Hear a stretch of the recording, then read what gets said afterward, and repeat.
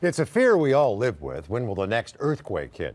What if I told you nearly every deadly Southern California quake of the past has happened at dawn or dusk and during a new or full moon?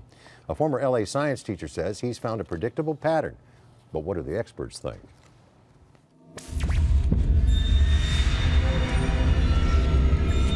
Long Beach, 1933.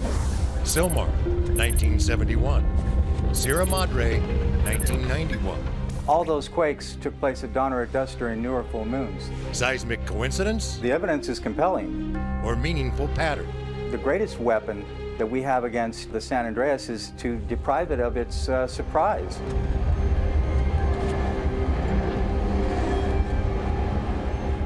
David Nabhan spent 20 years as a junior high school science teacher in South Central Los Angeles, and he has a theory about when earthquakes are most likely to occur. The lunar and solar tides would be aligned to perhaps trigger quakes on fault lines that are ready to rupture. That's right.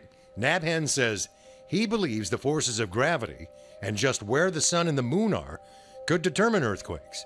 He points to these deadly quakes in SoCal's past. 1933, Long Beach, a magnitude 6.4 hit at 5:54 p.m. at dusk. It was a full moon. 1971, Sylmar, a 6.6 hit at 6 a.m. at dawn. It was a full moon. 1991, Sierra Madre, a 5.8 hit at 7:43 a.m. at dawn. It was a full moon. Notably absent, the Whittier Narrows quake and the Northridge quake. Nabhan says both did happen in the early morning, but not within 36 hours of a full or new moon taking place.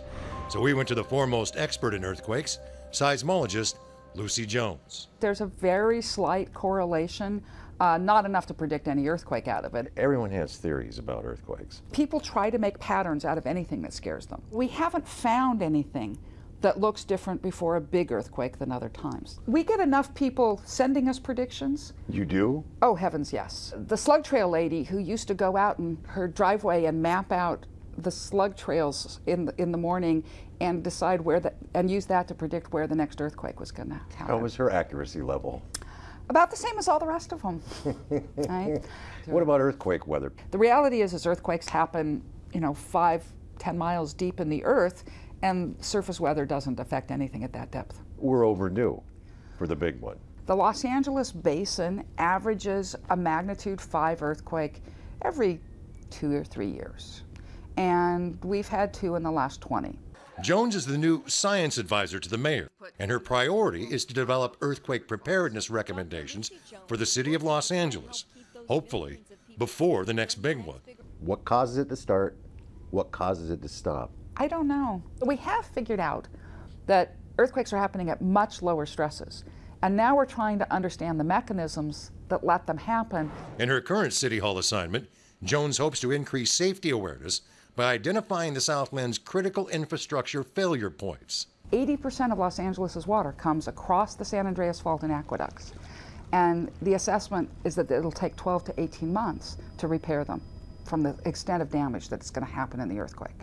And while scientists continue to research earthquake mechanisms, Jones says there are benefits to an early warning system. This system, developed at Caltech, is operational in Japan, Taiwan, China, and Mexico. La alerta sísmica. Folks in Mexico City got 71 seconds advance notice from last month's quake near Acapulco. Está muy fuerte. Here in California, the prototype has been running for 2 years. We're worried about the pipelines crossing the San Andreas. We could put up valves to keep the gas, turn off the gas before the pipeline ruptures when the fault moves.